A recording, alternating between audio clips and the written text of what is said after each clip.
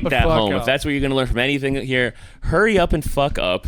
You're going to win. You're going to be richer, happier, more successful the quicker you fuck up. Yeah, there we go. Listen, guys. Fuck up. You know, that's what everybody wants. So easy. Help me go viral. Why do you want to go viral? I want 1 million people to see me. Well, then what are you going to do? How are those 1 million people going to turn into money? Do you know how to capture and how to convert those 1 million people into $1 million? No, you don't. Yeah. You don't know who you need to get in front of. You don't know how to get in front of them. And when you're in front of them, what do you show them?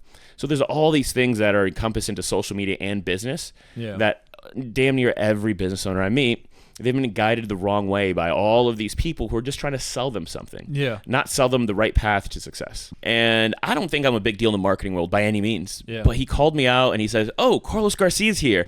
Man, everybody in here should check him out. Go to social media. Carlos, drop your link. He's one of the most authentic, real marketers that are out there. Everything you see of him is exactly what you get. So he knows that even though I'm not the best marketer, I'm a great example of just being real, authentic, and I'm like, damn, that fucking is amazing to feel. Yeah, because like feels good. I am who I am. I like this new term I've been saying about 6 months to all my clients, every consultation call. Yeah.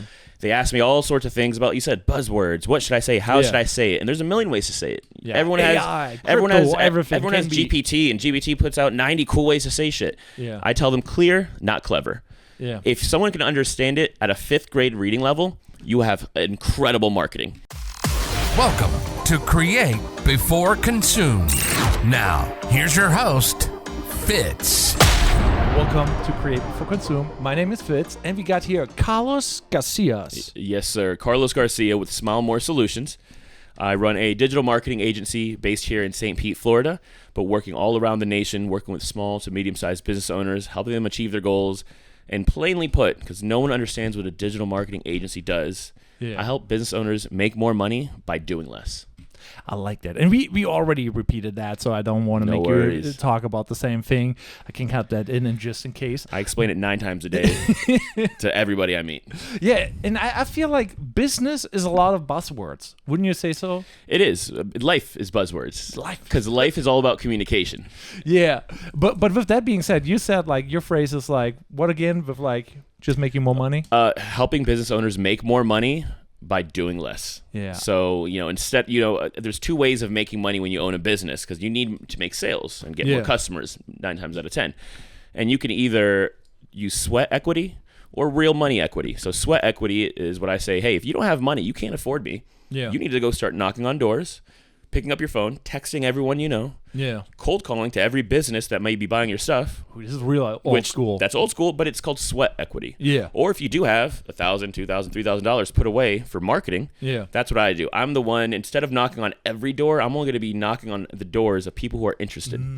The ideal customer. So if you need people who wear blue, who love cats and drink Sunny D, I can put your business in front of those people. That way you don't have to go outside and knock on the doors looking for those people who wear blue and love Sunny D. Yeah, actually, this is like the thing where I was like the most intrigued about, because like first off, we met through a buddy, the beef bootlegger here in Saint Petersburg. He's pushing the meat, and you guys got a deal going on where he's supplying the meat, you give the expertise. Correct. And it's a win-win, I would say. Absolutely.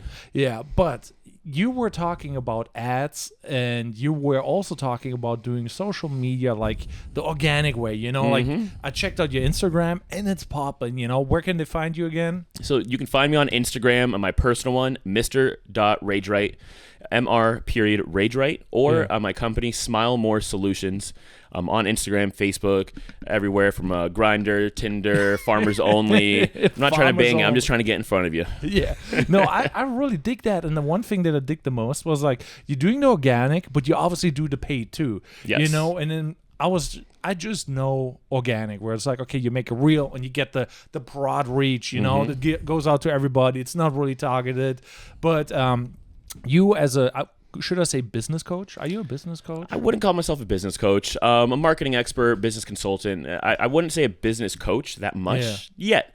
I am moving into the education space because that's where my heart lays. I love helping people, purely. Yeah. This whole making money thing is ghetto, and I hate it, and it's boring.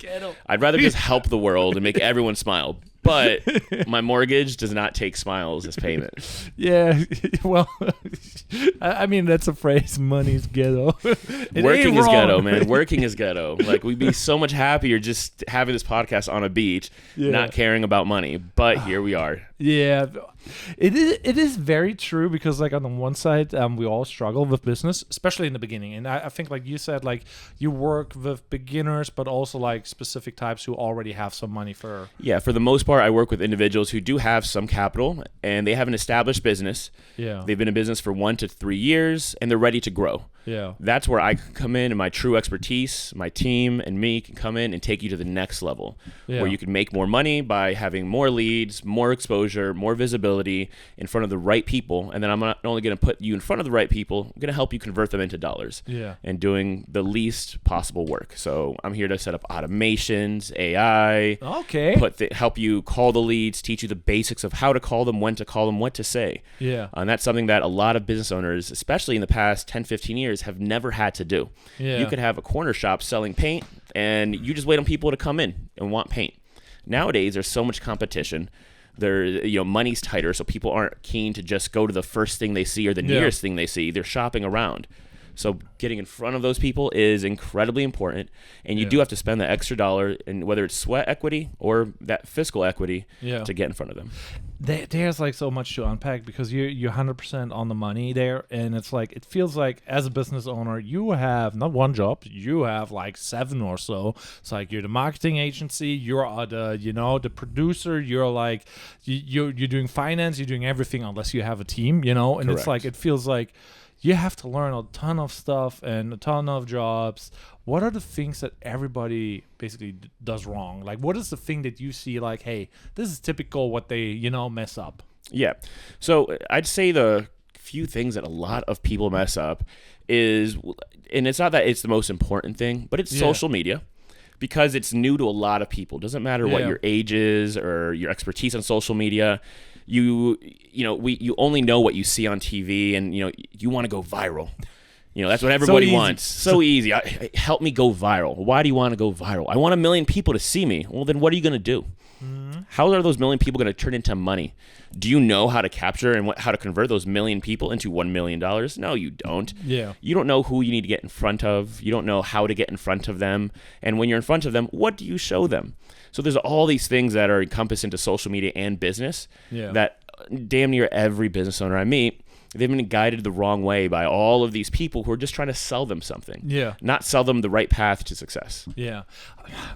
100%. Like, social media is a weird thing, because like, I worked with like Ryan, and Ryan, he does like that. Everything is super broad. That is his like whole approach. Like, the broader, the better. So he's against niching down. You do a lot of niching down, and it works. And I really like the style that you do. And it seems like there's different ways of doing things, and all of them work, and it's like really distracting. Like, what do I focus on what do I do now? Because I have my buddy, he's doing now like content where it's like 5-second clips, and he's just using 2 clips, 1 reel, information on top, and that's it. And it's super easy to produce, and then he reposts the same 2 clips just with different text. And it's like, damn, and it feels like kind of spammy, but it's not, and it works, and I'm like, it is very frustrating. And I feel like as a small business, advertising is hard, and you could spend money, but how should a small business use their money right now? Like, if you had like $1,000, $2,000, would you run ads? Would you hire a videographer? What would you do like right now? Yeah, so I work with a lot of people in that exact same budget range. They have $1,000 to $3,000 available per month to try and get more business. And of course, high-end video, and like, I respect what you do. You do incredibly well put together video. That's compared to me, I think it's incredibly well put together and high quality video. I appreciate that. Most people can't afford what you offer because, one, like, your time is worth quite a bit. Your camera. I'm an American. Yeah, it makes it complicated. Exactly. But like, you have a high-end camera gear, you should be charging what you charge. Yeah. But the common business owner, they don't have $5,000 just for video, or $3,000, or even $1,000 just for video. And it also doesn't really make sense. That is like the other thing where I'm like kind of like getting frustrated, because like, yes, I can charge this money, and yes, I'm worth that money, but will they get a return on that money? That is the other thing, you know? So that's where my expertise comes in, and my goal isn't just to charge them something that I'm worth. Yeah. I want to make it an unbeatable offer that they have to say yes, because it's a no-brainer. Yeah. And I help bridge that gap mentally so they can understand where my actions are going to turn into dollars, and then I also show them how it's happened in the past, etc. So like on your end, that's where you have to help your people understand this is how these videos will make you dollars. Yeah. Because without that, they're just seeing, cool, I'm going to have awesome video. Yeah. But no dollars come in. So yeah, this is like the one thing where I'm like, you know, in the beginning it's like, okay, how much should I charge? Pricing in the videography world, it's like, it's super annoying, because like you have OnlyFans girls, you know, they hire you for $200-300 and they make like $5,000 of it. You know, Yes. they figure that stuff out. It's like, okay, yeah, I do some photos of me, sell well, it's great, video even better, and then they make the really nice return. And then there's the mom and pop shop who's like, okay, let's make those reels because everybody is doing it, so we should do it. And on the one side, yes, they should, but on the other side, they shouldn't, because like my mind is like, you do content so that you stay top of mind, you know, because you show up in the feed. When you post a reel, you show up, and then people think about you, and they might even book you. That happened a lot to me. Yep. So that's why I'm like, when I post, I stay at least top of mind. It's not like that I get instantly booked through this or make money through that, but it's like, oh, I consider Fitz now because he popped up instead of the other videographer who didn't post, because there's amazing videographers out there, even better than me. Oh, of course. And it's like, they don't post on social media. You completely forget them. I forget friends that I have. And it's like, they didn't post, and now I forgot about them. Correct. And that's kind of where my magic comes in, of my personal brand, and my personal brand as a marketer, entrepreneur, business expert. So my videos, I tell people, one, I am not the best marketer. I fucking suck compared to some of these masterminds that are out in the world. Yeah. But all of my friends in my circles, and the friends of my friends, the friends of my friends, when someone mentions, oh, I need a website, I'm starting a business, they're not thinking of these mastermind gurus. They're thinking of Carlos, because they've seen a silly video of me talking about marketing, even though it has nothing to do with what they care about. They don't care about the cost per lead. They don't care about this cool retargeting trip, but they know Carlos is the expert in this single case of marketing, and they always are thinking of me. So it's been a constant thing that's been happening the past probably 3 or 4 years. As long as I start posting consistently, no matter what it's about, it's not like I'm getting all of these clients or all these leads from them, that lead seeing me. It's from people remembering who Carlos is, what he does, and showing you an expert. And then I'm an expert, and I'm always top of mind, like you were saying. At this moment, like, I've been posting consistently for about a month and a half now. Yeah. Damn. After about 2 weeks of consistently posting, and I've done this time and time again, where I'll start posting and I try and really focus on content. Yeah. I get between 1 and 6 leads organically a week. Yeah. Not from the actual business owners. It's usually like, hey, my cousin's dad's dog's uncle's favorite baker needs help with marketing. I thought of you. I put your information there, and man, they need to talk to you. Like, cool, yep, send them my way. They're probably not going to be ideal, but I give everyone 30 minutes at least, talk to them, and I even let them know I'm not the ideal person, but this is what you should do.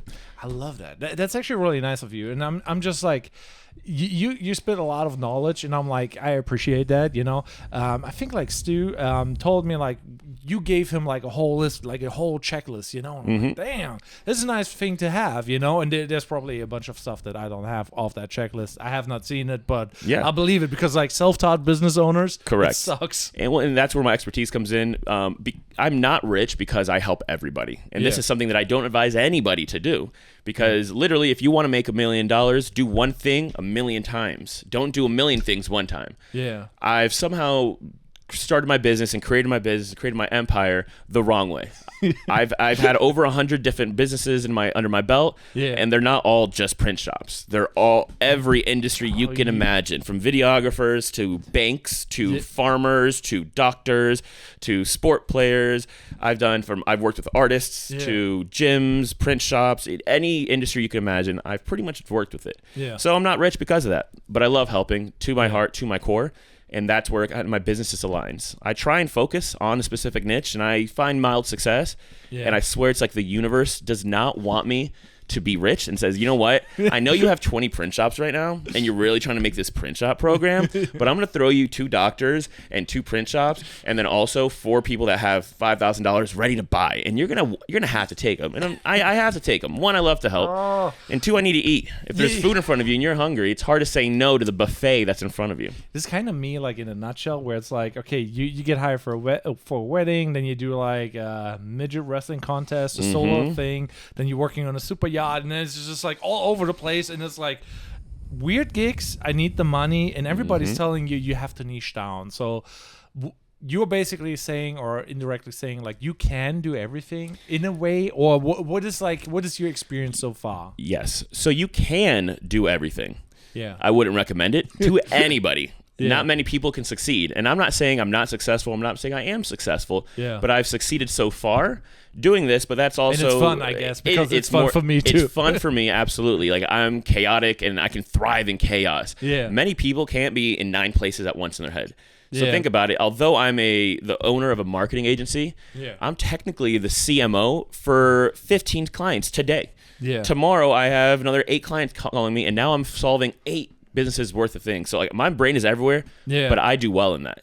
The common person cannot deviate their mind into 8 different slices and make sure every slice of that pizza still tastes good.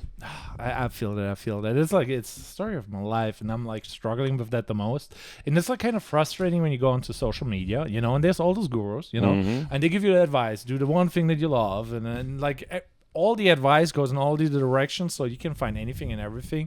And then it's just like, okay, where do you go? What do you do? You know, and it's obviously nice to get some help, but it seems like there's a way for everybody. Correct. But what keeps you sane? You know, because now you said like there's 10 ways you go, you know, how you keep your mental level staying fit and everything, because like we're swole. Appreciate it. Yeah. So no, like when it comes to business and my mind and my spirit within business, my sanity and alignment, it starts at my heart and my passion for help. I love to help people. Everyone knows that about me. It's raw. It's real. I don't help people for the clout, for the views. You know, I've done hundreds of different charity missions and community service things that I don't post about. But my passion for helping aligns with my business. So like, I'd rather take that brunt of pain of being everywhere and helping everybody, because I can handle that weight, at least in my heart, my opinion. When it comes to overall sanity, I hit the gym. I lift things that are really heavy. I grunt, I growl, I make noises, I snarl, and I lift heavy things. And that helps just kind of keep me aligned and center balance. Yeah, I love that. Like, health and fitness is really important, and I was like struggling with that and still do. And I'm just like, okay, I have the gym membership, and I need to go more. And I felt the handshake, and I'm like, oh, this is a solid one right there. He's just like, oh. Yeah, man. No, you know, health and fitness and business does align in my eyes, just because exactly what you said. You met me, and without saying a word, my handshake told you a lot about me already. You're like, damn, this guy must be dedicated. Yeah. He must be focused. He can do and stick to something for a long time, because 100%. Going to the gym 6 to 7 days a week, that takes some focus and commitment. And if you're a new business owner talking to me, potentially about to do money deals with me, you want someone who can be focused, committed, and stay through a plan that they set up with you. Compared to if you meet somebody and you're getting the inference that like, oh man, they seem flaky, they seem shaky. You know, I don't know if he's going to be able to stick around through the good and the bad of my business. So like, to me, I know that my health and my fitness translates directly to kind of how people could perceive me when it comes to business as well. No, 100%. I agree. And one of those things where I'm struggling, but still improving, still there you doing. Go. Progress, not perfection. Progress, not perfection. Yeah. With that being said, like the good and the bad, you basically hit like the discipline. Like, how do you do your week? You know, because like obviously you're in the gym and you're doing a ton of content, and I'm just like, okay, do you do daily content? How do you do? So the content part, I'll tell you right now, it is not easy. Yeah. So when it comes to content and social media, this is something I advise on all the time. You have to find a way to do it that's convenient and fits you. Yeah. If one post a week is what ideally in your heart, in your mind, in your sanity levels is all you can do. Yeah. Yes, 1 week you can do 20 posts and then you're going to be like, awesome, but you're going to be burnt the F out. Yeah. So like I tell people, you have to find a way to do your social media however feels truly authentic to you and aligns with you. So for example, like you asked me if I do daily, if I do batch work. Yeah. So like right now, if you go to my Instagram, you're going to see all these hilarious transition videos. I like them. I have posted probably like 10 to 15 of them. I have another 15, 20 still to edit and post. Damn. I did all of those in about an hour, 1 hour 15. I brought a buddy over. He held the camera. I had all the videos I wanted to copy and mess with on a screen, my big vibe board. Yeah. And on that vibe board, I had each video. So we open one up, watch it, talk it out for 2 seconds, and just go random part of my house, shoot it, keep going. So I made probably 20, 30 videos in about an hour. Attitude. But then, of course, I'm doing this stupid cowboy hat challenge, and I'm doing that daily. How's that going actually right now? Because to explain the challenge, he needs to get a comment from every country. Yeah. And you're doing it, as far as I know, 5 days or longer now? I'm at technically day 8. Realistically, I'm like day 14, but I just fell off because, again, it's a lot to try and shoot, live, and do your life, and then also shoot content, do all these side missions, because it's literally what it is, and then post it each day. So like there is probably about like 5 or 6 days I didn't post. Yeah. So although it's been 5, 6 days, I just said F it. It's day 8, even though it's been like a week. But I am wearing this hat absolutely everywhere, other than the gym. Just because that's my sanity zone. Nothing crosses into that. We're not being weird there. Yeah, we're not being weird there. I already grunt and snarl loud enough, and I have like really loud dubstep in my ear, so I don't know how loud I'm being. The times I've like taken my earphones off or I've watched my videos that I take at the gym, oh man, it's embarrassing. I'm already embarrassing enough. Yeah, but with that being said, like, how do you got even like into like the whole business thing? Because like when I started out, I'm like, okay, trying this, trying that, and there's usually a journey. What was your journey? My journey has started since I was probably kindergarten to first grade. I've always been an entrepreneur. I've always wanted to make money. I've always wanted to find my ways. It started with just not being very fortunate when it comes to money growing up as a family. Not that we were relate. we're not dirt typical. poor, but we weren't that well off. Yeah. So I never went hungry. I never I was always loved. I was never scared, but I also never had tons of pleasantries that most kids around me had. So it was one of those things where I'm like, I want a PlayStation, and they're like, well, we can't afford one. It's like, well, I'm gonna find a way to get a PlayStation. So like there are stories, and shout out Sarah Popeil. It's a friend of mine who used to ride the bus with me like first, second grade, all throughout elementary school. Yeah. She still makes fun of me on Instagram because she remembers the days in like first grade when someone's like, man, I need a pen. And I'd be like, I'd open my desk, be like, well, I have 5 pens here for a quarter.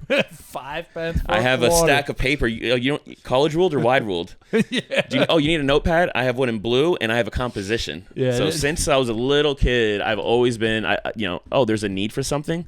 Let me fill it and make a nickel. Yeah, I like it. That's like the drive. By us, it was like garage selling, but it's like, like a flea market kind of sort of, It's like that's... I had my first negative experience where like an old guy had my collector's book, and he's like, how much? And I'm like looking back, checking the price and whatever, and he stole it. Oh my god! I was like, that 45-year-old whatever sucker steals from a kid, and I'm like, that is low. Yeah, no, it happens. I've had all sorts of bad experiences, but that's part of it.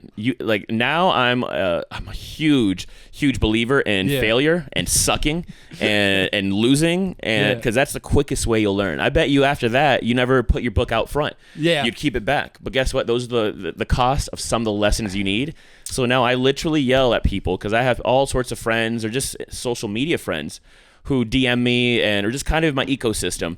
And my one thing that I tell them and I yell at them is, hurry up and fuck up. Hurry.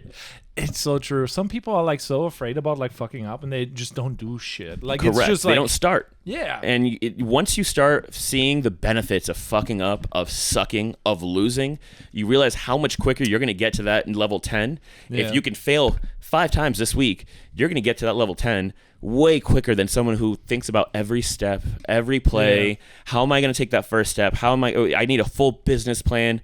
Fuck a business plan. Sorry, you need them, but fuck a business plan. Go out there and ask 10 people if they want to buy the pen that you have. Yeah. If they don't want that pen, guess what? Now you know that pen sucks. Yeah. And you need a whole new strategy. So get out there and fuck up and, start sucking today. Yeah. The other thing is like also like theoretically, I know how to do that. That is like the classic, every videographer, there's forums and everything. Everybody critiques everything and anything. And it's like, oh yeah, this is how you do it. But have you ever actually done it? And if you done it, how did it actually turn out in reality? Because like when you see something, you do something, reality is different and it always turns out different, so I always appreciate when somebody is actually trying doing something, because that shows more than the person is like, oh yeah, this is not good, this is correct. I hate that. I tell people all the time, hurry up and fuck up. I have no sympathy for you, and I don't want to help you unless you take a first step, because I can give you all the business advice, my tens and tens of years of going out there and hustling and losing, and some wins but a lot more losses. But I have no sympathy for you if you don't take that first step. If you go out and try and you scrape your knee, guess what? I'm gonna be the first one there. I'm gonna put a Band-Aid over it. I'm gonna kiss your boo-boo, and I'm gonna say, hey, this is how you're not gonna fall next time. But if you're just sitting there and writing down plans and thinking about it, and you have a million ideas, cool. Guess what? I have a notepad in my iPhone too with a million ideas, but it's not going to do anything unless you do. Yeah. With that being said, though, so talking about wasting money, that's like one of those things that happens a lot, and I especially. So one of the big things is like running ads is like one of those things where people just waste money. And I checked out one of your stories, and it was like, how much should you spend on a logo, for example? And you did like a $50 for a non-profit versus like I think 500. 500, yeah. Yeah. So I'm just like, how much money should a person spend like on the logo? How much should a person spend on like, let's say, run an ad? Like my first ad, how much money should I spend? So those are two completely different things. I'll throw that out there. But so let's say a logo. One, if you're starting a business, starting anything, logo is the last thing you should have. You don't know if your business works yet. You don't know if you may say, I'm going to start selling red cups, and you'll make your whole logo about red cups. There's going to be a red cup and this and that. But then you start selling, and everyone says, yo, I actually wish I had a blue cup. But in your head, you're like, fuck, I'm constrained in these two walls, and I have to sell red cups because my logo says red cup guy. Go start a business first. Call it whatever. It doesn't matter. Don't make a logo, because you're going to constrain yourself, and you're gonna put yourself between two walls. Screw that. Start selling. Start providing the service. Figure out what people want. Logo should be literally step 10. I love it. I love it. That's like a thing where most people don't really think about it. Same here. It's like logo, like there's like, oh yeah, you got to figure out the font and all the above. Like obviously everything matters, but it's like in what order? And it's like most people don't get even started and then hold back. But yeah, so in regards to ads, for example, that was the second thing, because like as a small business owner, I'm like, okay, I should run some ads, and I'm like playing, and everybody does the like, oh yeah, Instagram has this now. Let's boost for $10 or whatever, and it never does anything. Correct. You got like some tips for people? Absolutely. No, I'm incredibly good at exactly what you just said. One, stop using Boost. Learn how to go watch 2 videos on YouTube Academy. Anybody who teaches you how to really run ads using the Ads Manager, the Business Suite, and the back end. But one, when it comes to how much to spend, tops, all you need to see if something works and is worth it is $30 a day. Save $150, save $300. That's $30 a day that you have 5 to 10 days to see if your idea works. So that's number one, the money. But 2, when you're running an ad, that is where you need to niche down. And I've done this before, where I told you I do everything. I do website design, I do social media ads, I do Google ads, I do graphic design, I do videos, I do this, I do that, I do this. And I made a really cool video. I shot it in 7 locations where I'm like, oh, you're a business owner. You don't know how to do all these things. I do. I can do this. I wasted like $1,000. I had no replies because I was offering everything to everyone. But like you saw the ad the other day and you messaged me about it, where I'm like, I got 36 leads at like $13 a lead. Yeah, I was curious about that. So that right there, so that's where you do have to be hyper specific of what you're offering it, into whom, and how you're doing it, etc. But keep it simple. So I told you, I did like 7 locations. I spent 3 days shooting around town. I had my mic, my setup. I thought it was a great ad. Spent $1,000 and nothing. And I thought it was a cool ad. I spent all this time on Premiere, all this crap. The ad that you saw, it was for websites. I have a team that can do website duplication, where I can duplicate a website 1-to-1. And my ad was a red background, a square image, red background, just the color red, and really big white letters. Duplicate I will copy your website for $1,000. Huh. And then another version was yellow with black letters. Duplicate a website for $1,000. Really big, bold text, nothing else. Okay. Sometimes I don't even add a headline or the captions. I don't do the description. Just if someone could know in half a second what you're offering, and they're going to know whether they want it or if it's for them. Ideally, that ad was just for any business owner, but when I'm specifically for like my print shops, when I was running that, I had an ad that I shot in my house. Yeah. I shot it in 35 minutes, edited it in about 20, and it said very clearly, only for print shop owners. Yeah. So anybody else who sees it says, that ain't for me. Yeah. Print shop owners like, oh, that's for me. I love it. For $9.97 a month, I will do this, this, and this. So already in that first 2 seconds, they know at what I'm offering and who it's for. Damn. If they stick around, they watch the rest of my video about how I did it, my results, my previous clients, what I provide, etc. But if they don't know in that first 2 seconds who it's for and what you're offering, you're wasting your money. Yeah, so it's kind of funny because like I got this weird product there, you know. It's like it's a land stand. It's for cameras and whatever. And I'm flipping that on the Etsy and whatever. And like I had the things open and I'm like, okay, 9,000 views gives me like 60 sales, you know, and 60 sales equates to $1,100. And I'm like, oh. In my head, if I do the conversion thing, I'm like, Correct. 9,000 views, that's not a lot of views, but $1,000 is a lot of money.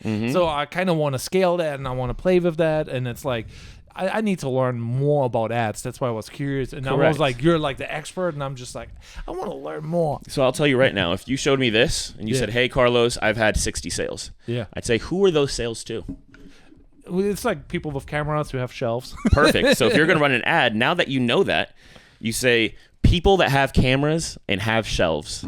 That wise, like me, I don't have a pro camera. I just use my iPhone. Yeah. So I know off the bat, this ain't for me. I don't have cameras. Yeah. So now you captured exactly who it's for. And then you're like, do you have a camera and have shelves? This is for you because, and boom, now they're hooked. Now they're listening because they also have cameras and they have shelves.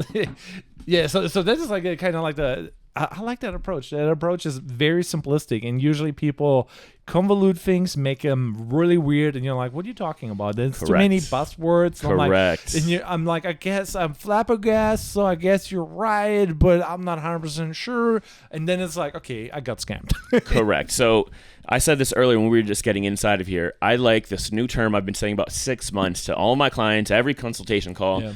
They ask me all sorts of things about, you said buzzwords. What should I say? How should I say it? And there's a million ways to say it. Yeah. Everyone AI, has everything. Everyone has GPT, and GPT puts out 90 cool ways to say shit. Yeah. I tell them clear, not clever. Yeah. If someone can understand it at a 5th grade reading level, you have incredible marketing. Yeah. If a 5th grader can see your ad and they know who it's for, what you're offering, that's a really good ad. Yeah. If someone has to be a complete professional to know the intricacies of this, that's a shitty ad. It doesn't matter if your product is technical, if it's really intricate, that doesn't matter. It could be the most technical thing ever, but if a 5th grade person can read it and see it and they know what it's for, that's a good ad.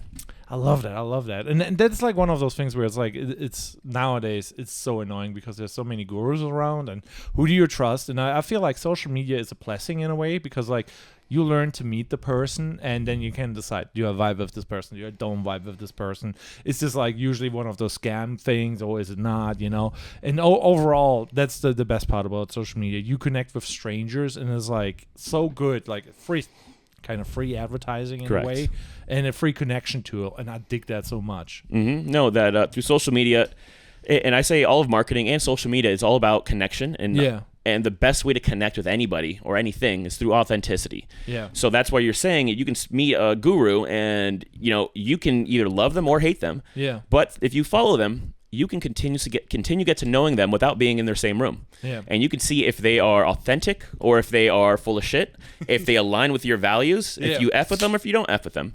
I'm not going to say his name, but there's a guy I met on, not met, but I saw him on Instagram. I forgot he was selling, but he had some course and he was talking about it in a reel. Yeah. Saw it. It's too good to be true. He was like 25, blonde, way too good looking, and honestly, I'm just like, fuck this guy. Young, good looking, he's just out here scamming. But I followed him.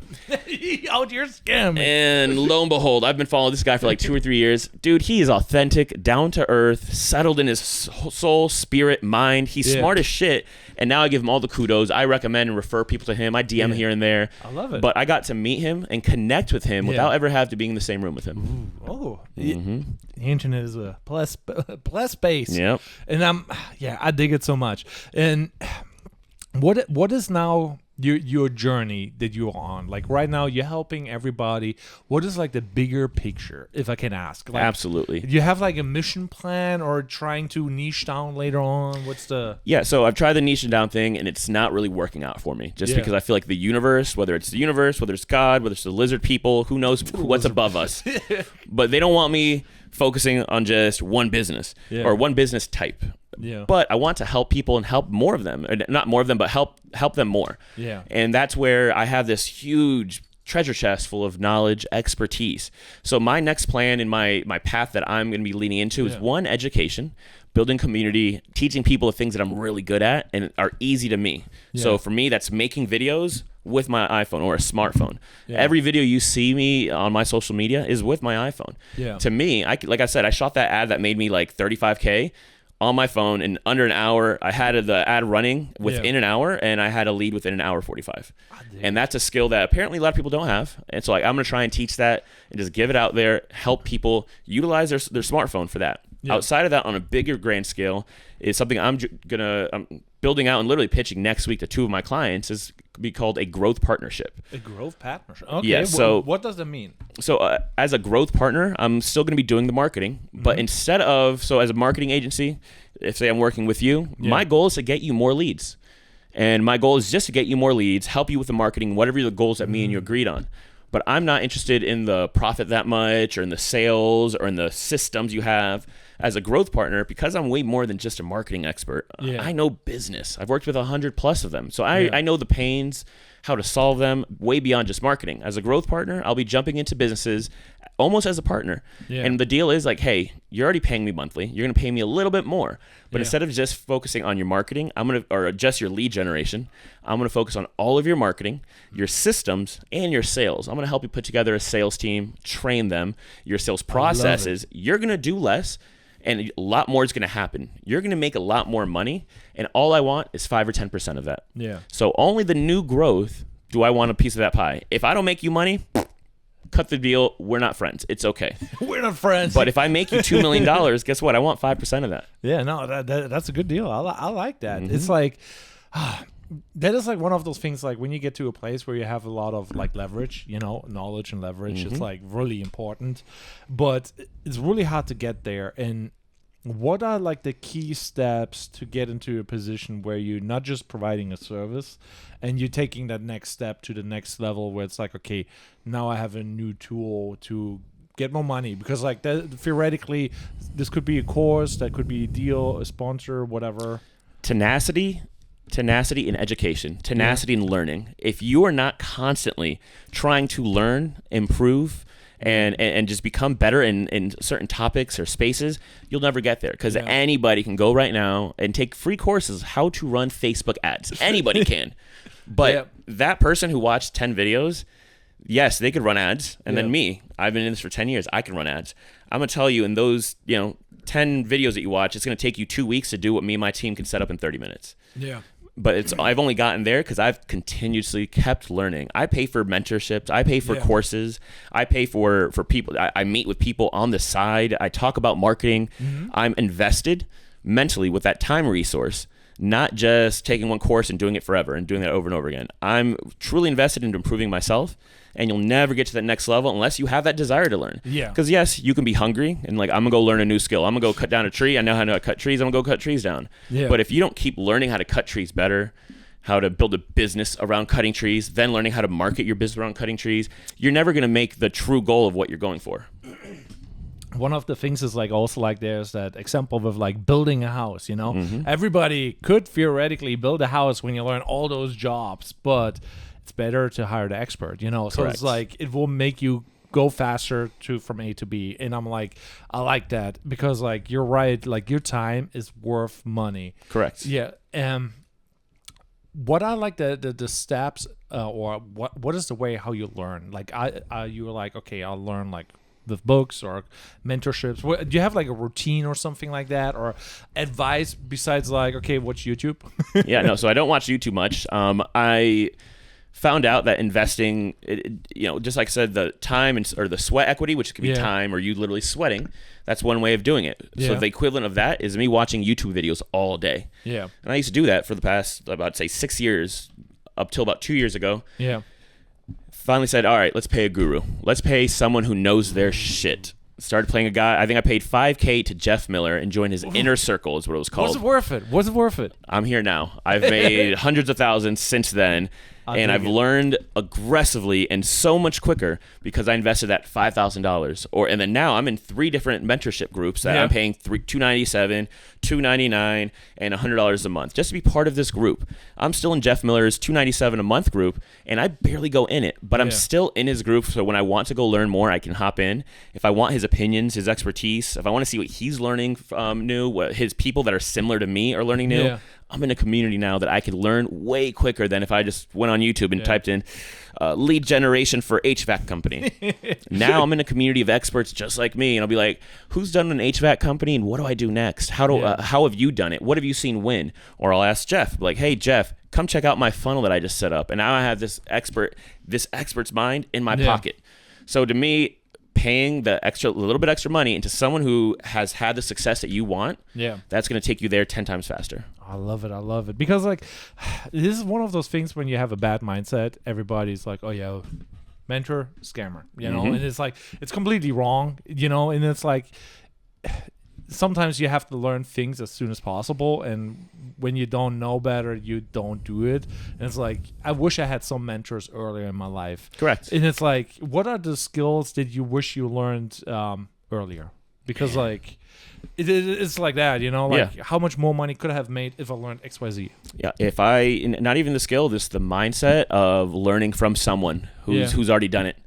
So like they say, the closest 5 people in your network is who you are. Yeah. The average of those 5 people. So if you're just dealing with 5 marketing buddies who you guys all started out, you guys are all going to grow, but like incrementally. Yeah. But if you surround yourself with 5 experts and you are the new guy, and one, they're not, they've been exactly where you're at, so they want to help you, whether they're charging you or not. They want to help you because they want to. They rub off on you. If you hear people talking about $10 million deals every single day, you're trying to make $1,000. And then you'll get that mindset like, man, they're thinking 10 mil. Why don't I think at least 10,000? Yeah, and then it's like, it's possible. And the way they talk, the way they learn, the way they eat, the way they read, the way they sleep. Like that's one big difference. Like I have a buddy right here locally, Jay Feldman, genius guy, great marketer. I shot photos for him the other day. I went to college with the guy. He's a fraternity brother of mine, and there's a lot of things, just small things I see on his story. And like Jay sleeps 8 hours a day. Yeah. Jay sleeps 8 hours a day. I sleep 5. I think I'm being more efficient, but I'm like, damn. The conglomeration of the 5 guys that I know are $1 million or more, they all sleep 8 hours. So like, man, what if I imitate that and try and take on that? Same thing. All the richest people in the world, they read like 2 books a month. I clear about 2 books every like 6 months if I'm lucky. Yeah.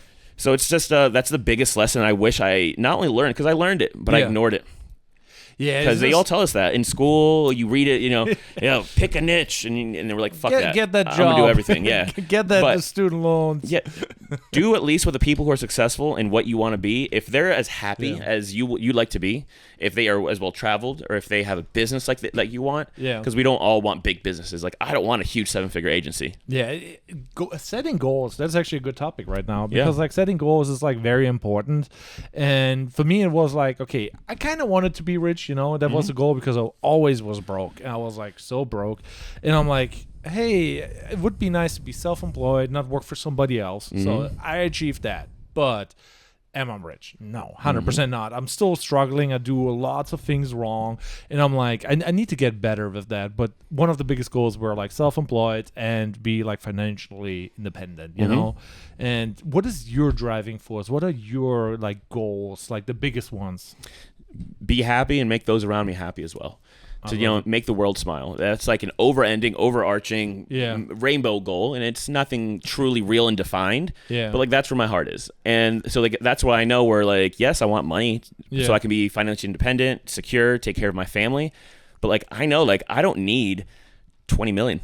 I don't need 10 million. Actually, this brought something up, and at least in my journey, where I'm like, okay, you need to find your inner why. Correct. You maybe hear that from, I think, Mark Simmons or whatever. He wrote a whole book, TED Talk, and whatever. You need to find your why. And I went on that journey like, okay, what is my why? Why do I do what I do? And, led me down a path where I'm like looking for something and didn't find it. And in those 2 years, I didn't do jack shit. I'm like, okay, I should just do shit and see what happens and like maybe find it later. But how did you find your smile more and your overarching goal? Yeah, so finding your why is you can find it early if you look for it, but it's never going to be as defined as you need it to be, and that's okay. So defining your why is the journey. Understanding your why is the goal, and that's what you should always do. So like I remember it was 6 months till graduation. My counselor said, you're graduating in 6 months from college. I'm like, you know what you're gonna do? Fuck. And I'm like, no. But then she asked me, so like, what are you doing now? What do you want to do? At that time I was throwing concerts and running club nights as a promoter and doing that every single day. So I was making people smile. And I'm like, okay, I'm making people smile. I fucking love that. But I want to make more people smile. So in my head I'm like, all right, corporate entertainment then. So I'm like, okay, I can make more people smile if I do corporate. So my first job out of college was working with a worldwide festival company, throwing paint into a crowd and helping them, kids rage face. And I thought that was, my why at the moment, as much as I understood it, was, all right, I want to make people smile. That's all it was.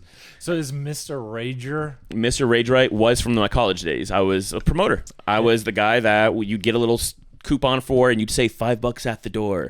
I was the guy on the mic at the nightclub when everything was popping and blowing up. Everybody throw your hands up.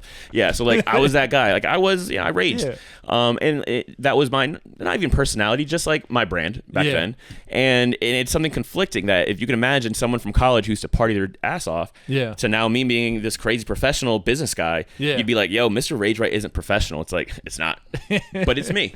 When it comes down to it, I love to go to a party. I love to go to a festival. I love wearing costumes and being weird. And you can scroll through my Instagram and I'm still him. I'm still the same person. I still have that same why, but I've just been changing how I do it because I've been defining it and refining it as I grow up. I love that. Because like on the one side, I think it's like the more authentic you are, the easier it is to just like be you and people are just trusting you. Because like this is what I usually get when people do the podcast thing. They're changing voices, and they're just like, okay, now we're just like talking corporate. Now we're talking safe.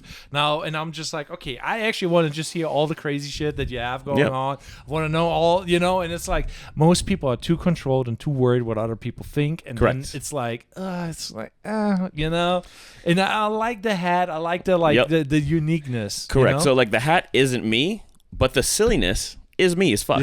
If you go through my Instagram, and this is one of the biggest compliments I've ever gotten. I hopped into a Zoom call with a bunch of other SEO marketers. I jumped in the last like 8 minutes of the call. Like I was the guest speaker was literally outroing himself. And I hopped in, and then the owner of that call, like the host, he saw my name. And I don't think I'm a big deal in the marketing world by any means. But he called me out, and he says, oh, Carlos Garcia's here. Man, everybody in here should check him out. Go to social media. Carlos, drop your link. He's one of the most authentic, real marketers that are out there. Everything you see of him is exactly what you get. So he knows that even though I'm not the best marketer, I'm a great example of just being real, authentic, and I'm like, damn, that fucking is amazing to feel. Yeah, because like feels good. I am who I am. Good, bad, silly, weird, funny, sometimes lazy, sometimes way too passionate. And like these are good things and bad things. But I'm real. I'm wearing my heart on my sleeve. And like these videos that I'm doing, these transition videos. Yes, I'm being way too silly. It's not professional. So like you'll be like, all right, like Carlos, like is this a lead generation tactics? Like no. You can ask all my friends. Like I'm like I got to do 30 videos in a day. They're gonna be super silly. Everyone asks me why. And I said, well, honestly, I don't know why. But everything in my heart saying, hey, go do these videos. Because of these videos I've been posting, again, I've been popping up on people's feeds. I literally have had probably 3 to 4 old leads that I've talked to in the past that just dissipated away. And I remember the first one was this landscaper somewhere here in Pinellas. And he texted me after like 6 months of not talking to me. yo, I saw you do that donkey flip video and it was effing hilarious. By the way, what are you doing this week? Let's get that marketing stuff started that we talked about. I'm like, worth it. That could be $2,500 a month from a video that I flipped around like a donkey. Yeah.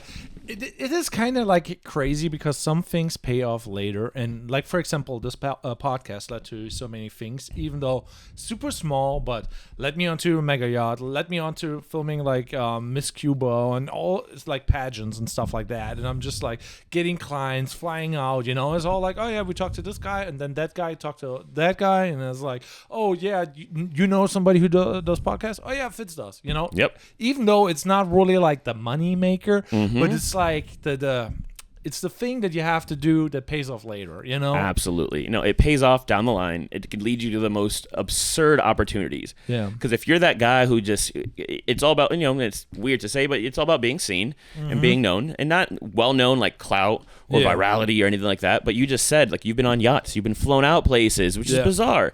I've met the owner of Patron, like him and his wife know me on Instagram, and we casually chat. I'm like, what a bizarre reality that like the owner or the old owner of Patron knows Carlos Garcia. Yeah. Like I'm a weird little brown guy who fucking does the internet things, but they know me, and it's just like my path of just being real and putting myself out there. Because if you stay in your room, your room's gonna know you. Yeah. And you could run ads, and you can start a business like that, but honestly, it's pretty fucking tough. Yeah. Yeah, let's talk about the tough, because like right now, I don't know. Like right now for me it's good. And I had my biggest month last month, broke for the first time 10K, I'm like, big move for me. Usually I'm hovering about like 5, sometimes 3K somewhere. It's all right. It's not like, like big business. It's not the 100K business or whatever. But I broke that for the first time. But everybody else is also saying we are in a recession. Everything is going downhill. So it's like, where are we right now?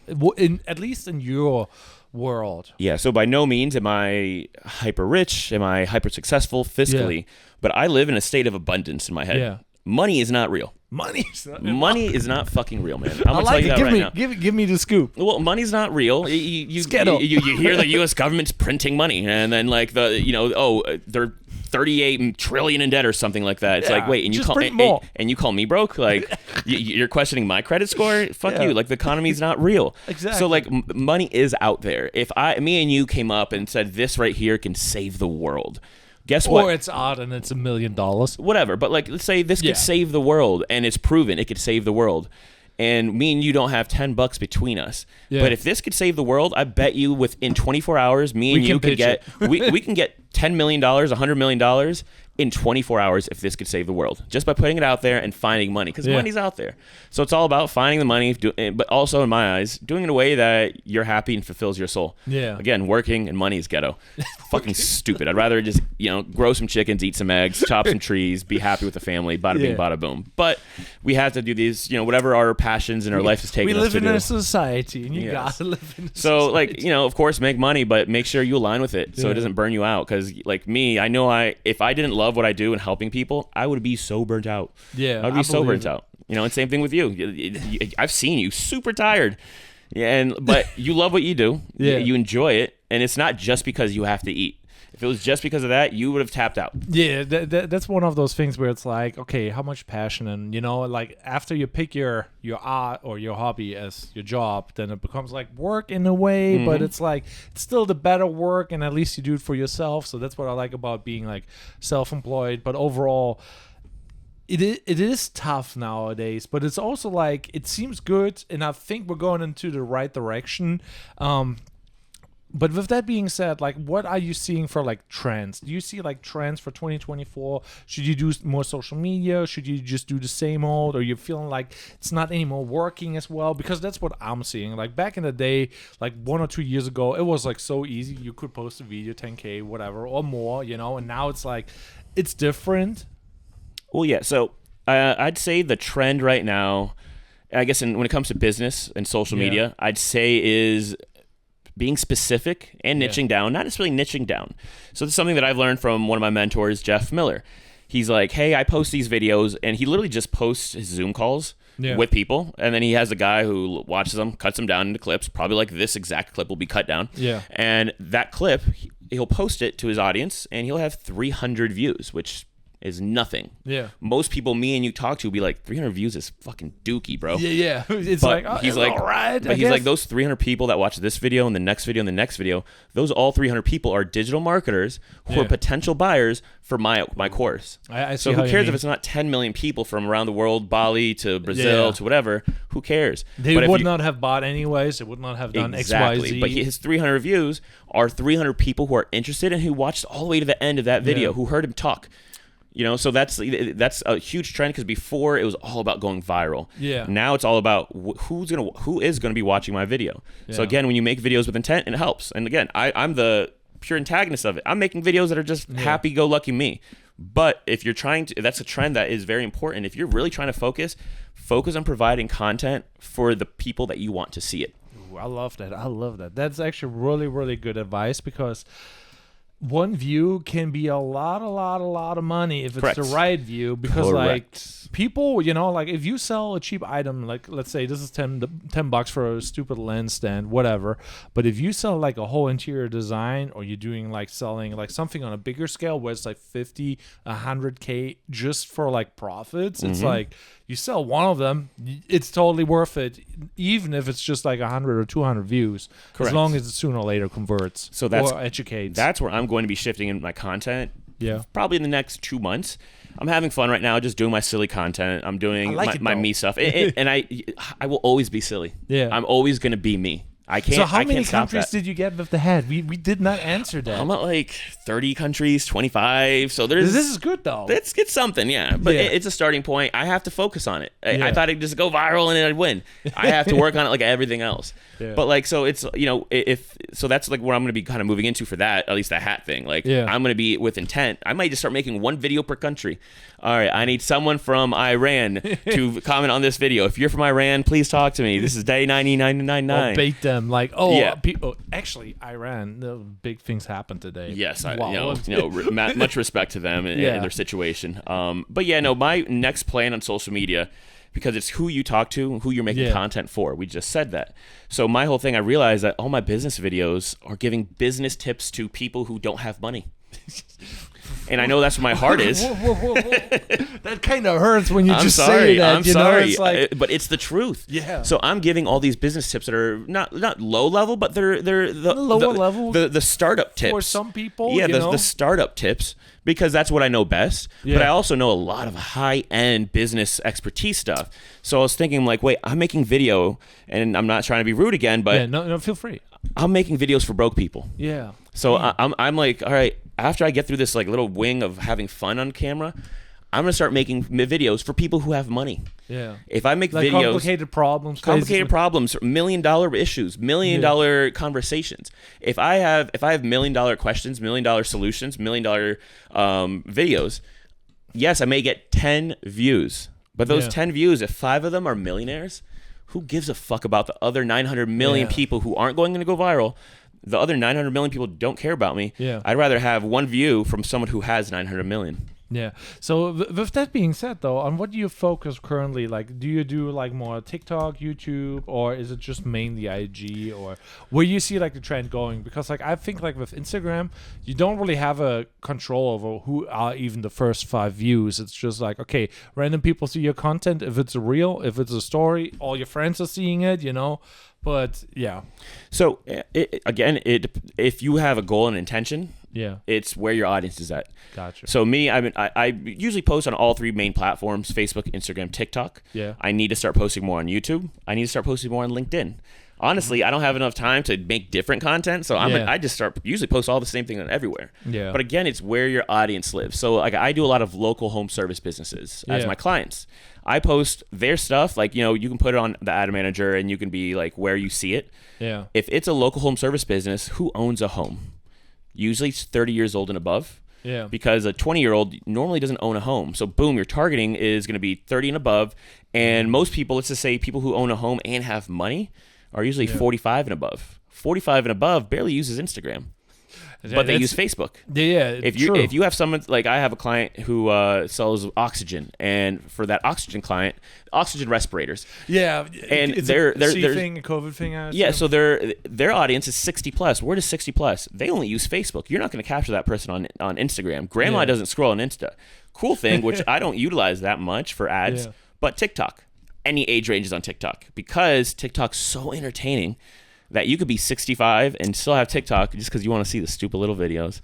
Yes, we have Reels and Instagram, but old people do not use Instagram, but they do use TikTok. So it all depends where your audience is. I like the intent that you have. Like, you kind of have to first analyze. Intention is everything. Yeah. Intention is everything. So when you have that intention, not from just your content, but where you post it, then how you speak. Yeah. Because think about it, someone who's broke speaks very differently than a guy who has 10 mil liquid in the bank. Then that guy speaks different than the other guy who has 10 mil in equity in real estate. And then real estate guy speaks very differently than 10 mil in crypto or stocks. Yeah. So if you can speak the language, which I call, when I teach this, I call this the secret language. You speak the way that your client, your audience speaks. So like when I was doing ads for patio rooms, people who sell sunrooms. You really, there's a little bit of everything. Told you, I've done goddamn near anything. I want to sell shoes. I have 4 case studies about people who sell shoes. But like when I'm speaking to people who install sunrooms, they could be a $10 million business, or it could be Joe Schmo with a truck. They all like to speak a little bit more straightforward, rudimentary. They like to curse a little bit. They're usually good old boys from America. So I hop on and I curse a bit. Yeah, man, fucking heat outside. It's so hot. Oh man, I actually cut the lawn the other day, and now I know why you have your team of people cutting the lawn. They like to curse. They like to be straightforward. Yeah. They like to feel comfortable on the phone. Yeah. You talk to someone who's more on a technical basis, someone who has an AI company. They want to hear you a bit more clean cut. They want to hear techie words. They want to understand. They want to be listened to because they feel smart. Yeah. So I'm speaking the secret language with every conversation. I'm still me. Yeah. But I'm going to speak the language that my audience speaks. Yeah. I think that's also like really important, because most people say, yeah, you got to be the real self, but we all have like our personalities for the family, for the girlfriend, for whatever, to the buddy, So we are more than just like one way of talking. Correct. I think like that is really important what you said, because it makes a lot of sense. Correct. And you don't have to change who you are and how you are. Yeah. But you can definitely shift how you communicate. Communication is the only way we can connect with individuals. It doesn't always have to be verbal. Yeah. It could be your posture, like you mentioned, how I shake your hand. Yeah. It could be how you look someone in the eyes, and you feel heard, respected, and how I'm focused on you. If I have my phone in my hand the whole time that you're talking, you're like, yeah, he's talking to me, but a little bit of his focus is on his phone. Yeah. So he's not really fully attentive. So there's a lot of things when it comes to communication. Yeah. And how you communicate is how you connect. And the strongest, easiest, and best way to connect with somebody is being authentic. I love it. Authenticity will overrun anything. It will overrun love, fear, aspirations, inspiration, motivation. Authenticity will connect an individual like nothing else. Yeah. So, okay, we talked now a whole lot about like all the things business, and people who follow you, they know you. You know, they see the reels, they see everything.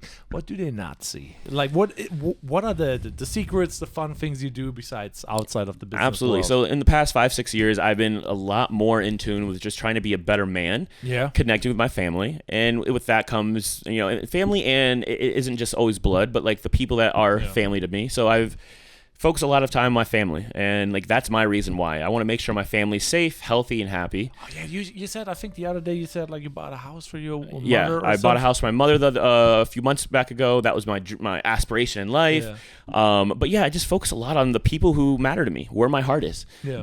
And then outside of that, like Mr. Rage Right, he likes to rage. Like people see me just in the living room. People see me in a nice little polo in like most of my videos, because like I just own 10 of them. I don't wear anything else. But like I'll be straight up. You scroll enough, you'll see me at festivals. I'll wear a chicken suit. I'll wear a bear suit. I'm a complete goofball, but that's the real me. But I don't really hide it that much. Yes, I'm more oriented towards my business, just because the business pays the bills. The business is going to help pay that first reason why. The family, the mom, the sister, the close friends. But yeah, that's kind of the behind the closed door. Yeah. But it's not even that close. I like being very real. But with that being said, like, yeah, you put everything actually kind of out there. After you mentioned that, I was like, yeah, I saw your family. I saw you're being goofy. And I'm like, dang, there is not, it's displayed. Social media is weird in that aspect, like you kind of have to share everything to be authentic, Correct. If you have that body somewhere, people will dig them out and they will look for them, they scour the internet. Correct. Yeah. And like, so like that, and you don't have to be 100% transparent, but like, that's just how I like to live, especially on social media. So like me, like you can watch my stories, and within the next probably 24 hours, I bet you there'll be a video of me in the gym, cranking to some dubstep, being weird as shit. That's me. I have no problem if my business clients see that I like dubstep. Yeah. Like personally, I know a friend who knows Gary Brecka personally. Apparently, Gary Brecka loves dubstep. You're never going to see Gary Brecka post a dubstep video on his Instagram. That's fine. Gotta be professional. You gotta be professional. To each their own. Yeah. You know what? That's his walk of life, his walk of business. He carries his brand as he does. Yeah. I'd rather how I move, how I like, how I do it, instead of hiding it. That's just kind of the reality. There is a movement of like, okay, big companies and like let's say highly produced videos. That's like the one thing. Like I'm against videographers and I'm for videographers at the same time. I think like if you're like an independent video agency and you're doing everything by yourself, you're superior, because like you can do the YouTube, you can do on the phone, you can do everything. But if you do big production with multiple people, it looks highly produced and you have to basically spend ad money so it will be seen. But if you do the creative video, you go viral because it's relatable. Yeah. So it's like there's that trend of like the more corporate something is, the shittier it is. Correct. Yeah. So, and that's why I am teaching that course. I built this course. I probably recorded like 30, 40 hours of it. Yeah. And I say it like 900 times, probably to the point that it's super annoying. But like authenticity will always win over highly produced, highly planned, highly thought things. So like I teach in that course, it's like, fuck that. Use your goddamn iPhone, put it out in front of you, and just talk to your iPhone. People are going to connect way better than that video that you have 20 videographers, you have a lighting director. Yeah. You're going to win with just your iPhone. Yeah. So how do you convince like the perfectionist who's like basically like, no, I want to look professional? Because like, for me, it's a weird concept because I'm a goofball too. I don't really care about my social media at all. My girlfriend, she's like my editor now. She's posting for me, and whatever she uploads. I'm like, whatever. You know, it's like I don't really care about the appearance, but appearance also really matters a lot because like how the public perceives you impacts like what people think about you, because like you can become really quickly low status, and then it's like, correct. But how do you let go of that? Okay. The fear and all the holdbacks of like, I need to look professional. This is just an iPhone. What are your talks? Yeah, so the main thing, I teach that in my little course, Simple Shoot Academy, is, because that's a big obstacle. Yeah. I feel, I only have like 20 people in there at the moment and still in beta mode. But the main thing that I teach, because the biggest wall and objection when it comes to making content, it isn't having an iPhone 15 or the best new Android or having one of these cameras. That's not the biggest wall. It's that what you just said. Oh, but I don't want to seem weird. I don't want to seem low quality. Yeah. I don't want to put out crappy stuff. Well, are you putting out anything? That's one. Two, it's the overcoming authenticity matters way more than quality. Yeah. So if you have a shaky video, but I know what you're saying is coming from the heart, that you care about lawn care. Well, it's just interesting too. Or it's interesting. The content and the authenticity matter way more than the quality. I love it. Yes, you do have to be mindful to some degree that you're not just cursing up a storm and saying F Obama, F Trump. Yeah, you have to be mindful. Now we're banned. And now we're banned. You have to be mindful to some degree. You have to be logical. Yeah. But when it comes down to it, I'd rather you try and I'd rather you be bad and put out 50 videos that are bad instead of one video in 6 months. Yeah, that kind of reminded me of the group chat where we're kind of in by accident, with like, oh, is that suit fine? And I'm like, hey, you posted. You posted 3 times the same thing, but hey, you posted. You're starting off, you're doing the right thing. Yep. Don't sweat it, just post more. Yep. My buddy's girlfriend, she has a cat box company, and she posted like a cat box company. Yeah, now I'm curious. You got me. It's cats love boxes. Yeah. They're weird. They love shapes. They love boxes. So she makes these really cute boxes with holes in them, and there's a really cute designs on the outside, and cats love being inside of them. And I yell at her. I'm like, Leanne, you need to post more videos because no one she's like, about what? I have to do a perfect backdrop and the cats aren't in the mood. They're sleeping. And I'm like, you own 3 cats and you sell cat boxes. Just put videos of your cats. Start the sweatshop and just wake them up. Just wake them up, throw cheese, throw a laser, post videos. The internet loves cats. And like my whole thing that like she's finally starting to do videos, but my whole thing with her, I'm like, get to 100 videos and then I will consult with you. You know, I'll teach you, go take my course, go learn the basics. Yeah. Go learn how to do it quickly because that's the first thing, to be efficient. Yeah. But put out 100 videos and then that's when you can start critiquing yourself and then you can go to the drawing board and be like, okay, you know what? I've done 100 videos. They love when my orange cat eats carrots. Yeah. They hate it when it eats cheese. But you won't know that unless you put out 100 videos. Yeah. So that's my whole thing is just fuck up and, you know, hurry up and fuck up. Put stuff out there. I agree with that a lot because like I kind of feel that most people, they're very afraid about doing social media by themselves, and I don't mind taking them by the hand. It's like, hey, this is how you do it. Let's do it together. You know, like I want to teach you to do it yourself. Basically, indirectly replacing myself. Correct. Yeah. What is messed up because I'm basically shooting myself in the foot, and I'm like smiling. Yeah, I'm like, this is great. Here, don't give me money. No, give me money, but just shoot. Yeah. No, and that's and you know me teaching that video course. Essentially, I'm giving all my secrets away. Yeah. This is how I made $35K doing one video and showing it to print shops. Yeah. But, you know, so realistically, like, it's literally happened to me. He's still a great friend. Yeah. Tumo Studios in Tampa and Buffalo. I was a marketer for a while, and they literally would watch some of my videos I post about how to do ads. I'd be like, hey, this is how I made this company, this gym in Buffalo. This is how I made them 82 leads in this month. And I walked them through it. And then literally 2 months later, they're like, hey, Carlos, we watched the video you made and you it's pretty good. you gave an example of literally our business that you're doing for us. And you explained it super well. So we're going to bring... How about you taking off next month for a couple? Yeah, he's like, I'm going to bring marketing in-house. It won't be as good as you, but like, I'm going to save $1,500. And I'm like, Joe, whatever. It is what it is. I'm happy that you're happy and you're growing and you're going to make more money. So literally made $2,000 less a month because I taught something so well. Yeah. But... Good and bad at the same time. Good and bad. So good because I'm helping people. And that's, again, where I align with my why. Yeah. I love helping people. Bad because I don't make money. Yeah. But well, there's a new person somewhere. Like exactly. Joe has referred me to like 8 people. Yeah. You know, if anyone ever needs marketing, he doesn't go, hey, I learned this from Carlos. He says, here's Carlos's number. He's the effing guy. Yeah. So yeah, you know, you sometimes shoot yourself in the foot, but that will come full circle. It will feel good. If not, it'll feel good. It'll feel good. You're here to hear first. Yeah. Feel good. Feel good solutions. Feel good solutions. Yeah, you mentioned also like very briefly AI, and it's like one of those annoying buzzwords. You know? Oh yeah. Everybody's like, do you use AI? We help with automation. So what are your tips right now? Because like it seems like every week, like literally every week, major new thing and major new that, and I'm like, right now I'm personally just using AI for emails, you know, and I get the email started, I maybe change it a little bit, and then that's the extent that I do. How do you implement AI so far? Have you found like some really cool ways, or it's like gimmicky right now? What is your take? It is gimmicky, it is corny, but that's just only because you're not familiar with it. Yeah. Just like if it was posting videos on social media, it's gimmicky and weird and annoying because you don't fucking understand it.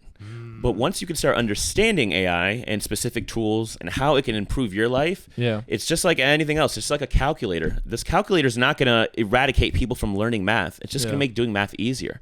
So if you start learning how to utilize AI can make your life easier. I personally use it in a handful of capacities. So just like classic chat GPT. Yeah.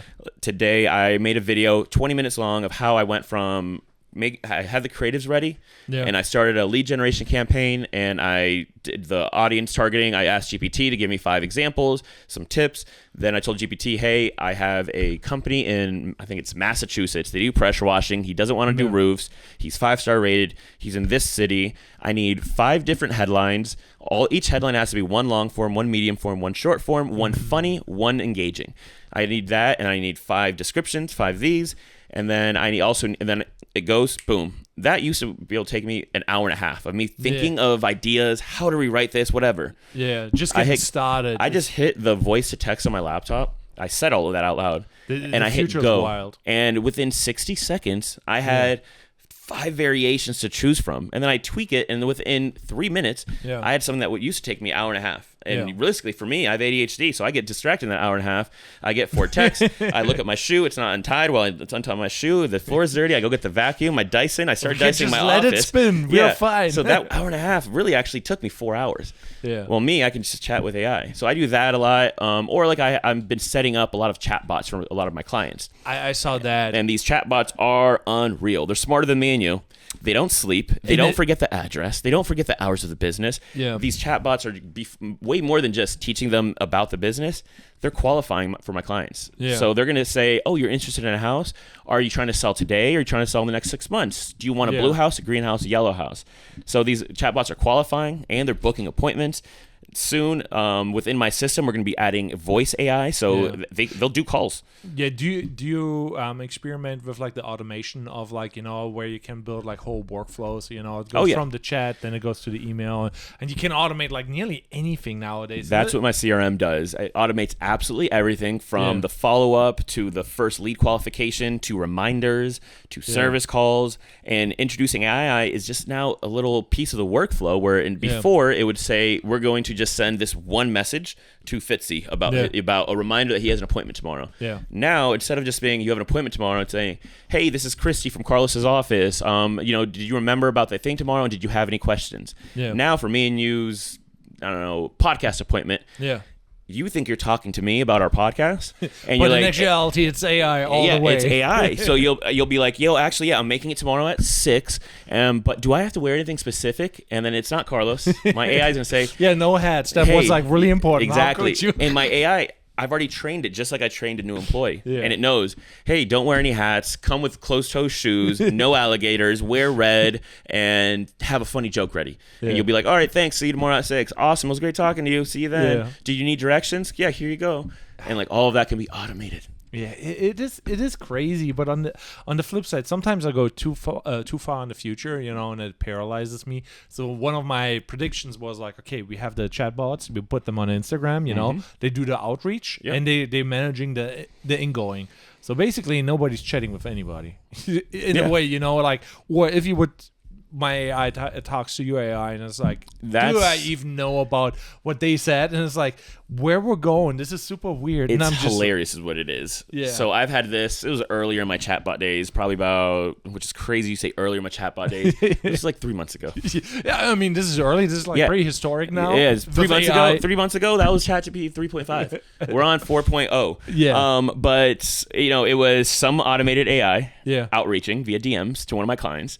And I just set up the chatbot, and then there was 2 bots chatting for like 12 hours before I woke up and like logged in, and I'm reading a script of this eons of 2 chatbots talking about who knows what.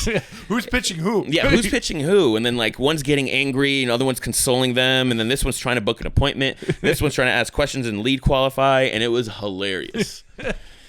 I'm just like imagining like the electricity bill, because like that's like technically computers running somewhere just like trying to close somebody that they shouldn't close. Correct. No, and now we can make our bots smarter so that if that happens, if they recognize that there's an AI bot, it just stops talking. So that no longer happens again. And it's only been like 3 or 4 months that situation occurred. Yeah, this is crazy, because like I was like, okay, the internet will basically collapse, and that's literally what I was like expecting. Everybody will go to like in-person bartering or trading or whatever, because like you would theoretically. Would you consume content on the internet if everything would be fake? Social media, you think there's users in there. It's already happening with like TikTok agencies for OnlyFans girls.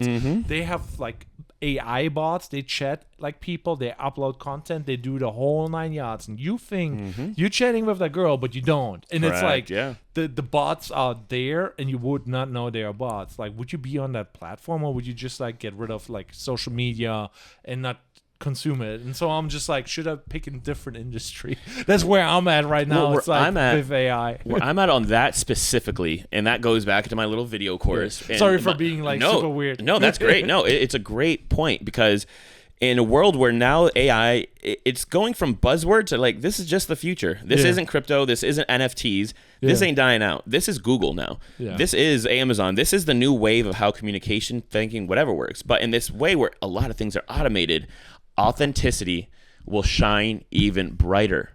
So because, if you can scroll Instagram and soon these videos will be just AI generated. They're already the girls dancing and doing whatever. And then you can even make videos of me and you talking. Yeah. And we can do 10 videos. It'll scan our face. Yeah. Or you look there and it's actually fixes your eyes. And it's like, I use that sometimes. Yep. But when, and I can make an AI video of me talking and just give it a script and then it's me saying it. But if you can sense that this is authentically somebody talking, now, before you used to be like, oh, that's some stupid farmer making a video with his old phone. Now you'll be like, I'd rather watch the farmer on that old phone because I know it's real. Yeah. It's not AI. So authenticity is literally gaining value as AI is growing. So yes, utilize it, use it as a tool, but also find ways to be authentic and to stand out because real is never going to go out of fashion. 100%. I like hearing that because like we need a little bit more positivity on that side because like everybody's doom and gloom and I'm just like good potential, but I don't know.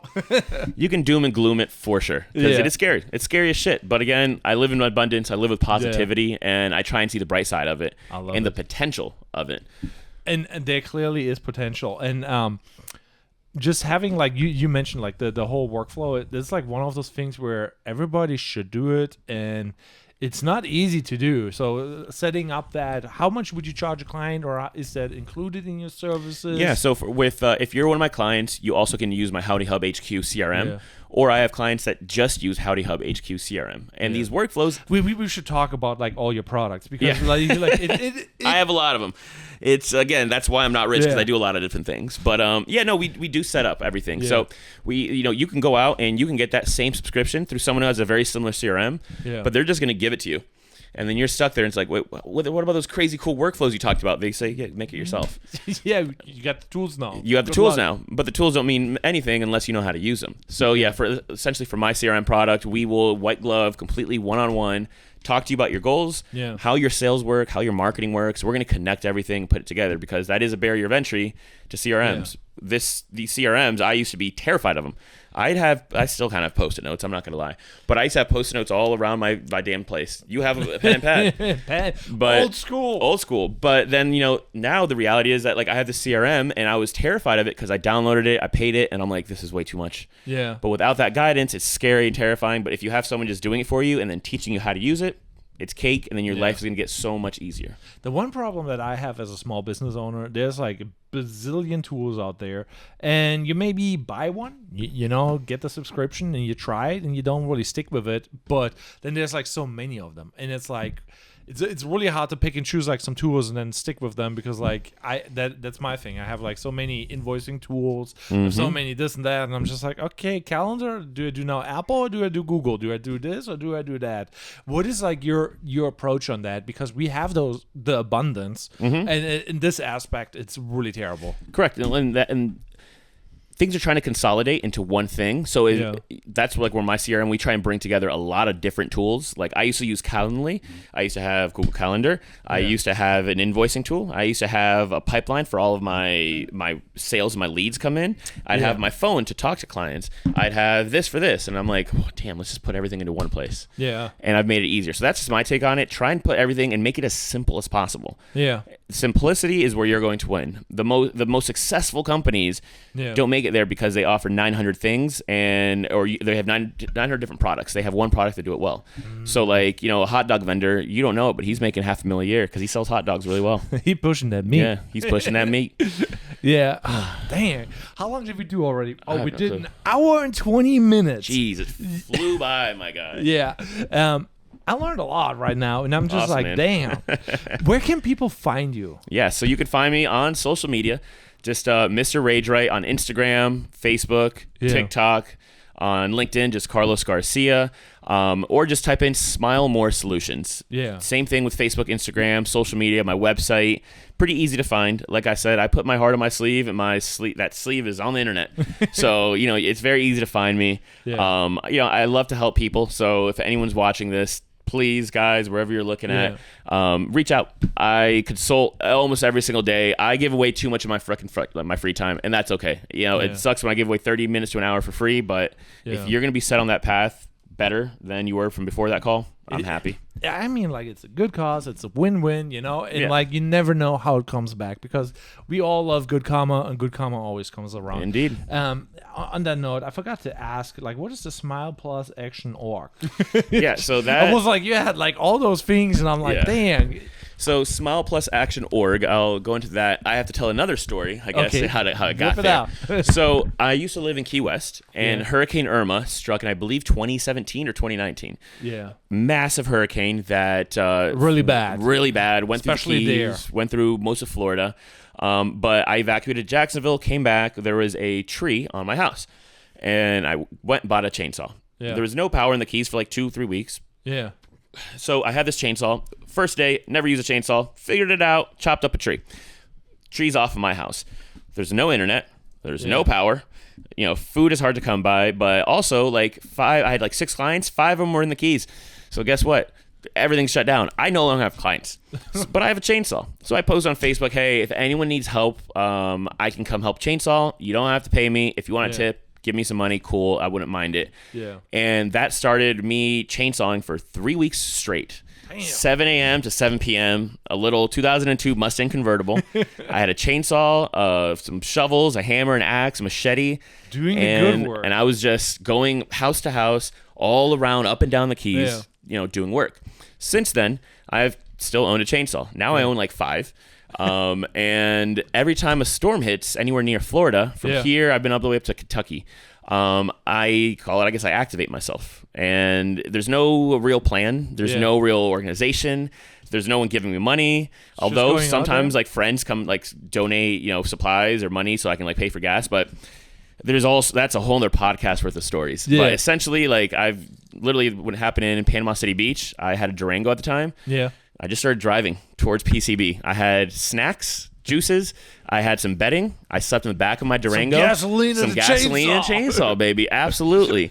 And I went up there and just slept in my RV, or my Durango in the back, and helped people for a week. So my last one. You probably have like stories for days. I have hundreds of chainsaw stories. I've chainsawed my leg twice already. Yeah, baby. They're both still there. They're still there, so it's good. Who cares? Sorry, Mom. Yeah. But yeah, so Smile Plus Action, or Smile More, or whatever. I don't know. Smile More Plus Action. I don't know. That is my last hurricane in Fort Myers side. I grew up in Cape Coral, went to school in Fort Myers, so my heart's still there. A storm hit in Pine Island and destroyed a lot of that area, and I figured I could try and make this a nonprofit. Yeah. And I just posted my videos, my mission. I raised a lot of money. I raised a lot of support. I had random people coming help me chainsaw. Yeah. So that was my attempt of trying to make it legitimate, like a nonprofit. But again, when I have like 6 other businesses happening, and this is nonprofit, it makes it difficult, because then at that point you're now mixing in money kind of into helping, when like literally my best way of doing it is exactly what I said. A storm happens, I post on Facebook in their local groups, hey, I'm just a guy with 3 chainsaws. I can be in the heat for 12 hours. Yeah. If you need help, I don't care if you're white, black, orange, blue, old, young. I don't care if you have money or you don't have money. Message me. I will help. Yeah. So I've helped everyone from, like, literally I went from I remember this nice Indian doctor couple. They had a house that was bigger than me and your house combined by 9. Massive house. And I helped them immediately. Didn't expect a tip. Just as much when I left their house, I drove like an hour and a half to a cat sanctuary. Yeah. To a lady who had like 200 cats on a massive plot of land. Managed them all by herself. Her whole house and property was decrepit. Yeah. I'm allergic to cats. I'm so sorry. It's fine. I took my pill today. And it's only one. It's only 1 or 2 cats. For everybody not knowing, we have 3 cats in the situation. He's probably dying right now. No, I'm fine. But this lady had 200, 300 cats. And she had no money. She could barely feed these cats. She's getting donations. And I went from probably millionaire Indian couple doctors to this cat lady, and I helped them just the same. So that's where that Smile Plus Action organization came. I tried making it legitimate. Who knows? I'm not going to do it in between hurricanes, because people don't need a brown guy with a chainsaw in their backyard. It's about a good cause. Yeah, I just like helping people, man, and it's just who I am. And it's horrible when destruction happens, and I don't have millions to give. Yeah, I can't. I'd love to cook, but I can't cook for everybody who doesn't have food when I'm out there. But Carlos can grab a chainsaw and I can be out there for 12 hours a day. Yeah. And I can do stuff what 99 other people cannot do. So I'll be that one guy who I will work in the heat. I will chainsaw. I will help people lift things, axe shit down. And I can do that for 2-3 weeks straight. Yeah. And I'm blessed enough to have this business where like my team, like last time I was at Fort Myers, I went 3 weekends in a row or 3 weeks in a row. Damn. And I was blessed to stay in my buddy's house. But every day I'd get up, I eat a breakfast, I get a gallon of water, you put sugar, you put salt, you make your own IV, and you just drive and you just chainsaw all day. Damn. Yeah. No, that's a good thing. I think like wrapping it up on that, I think is like the right thing to do. I love it, man. I appreciate it. Thanks Dude, for coming you, out man. and doing the thing and basically teaching us like a little bit about the ads and how you should do business. You know, whip out the phone, record that reel. Yep. And hurry up and fuck up. Hurry up. Take and that fuck home. up. If that's what you're gonna learn from anything here, hurry up and fuck up. You're gonna win. You're gonna be richer, happier, more successful. The quicker you fuck up. Yeah, there we go. Listen, guys. Fuck up. I love it. All right, man. Thank It's been you a pleasure. for doing this. Yeah, man. Oh.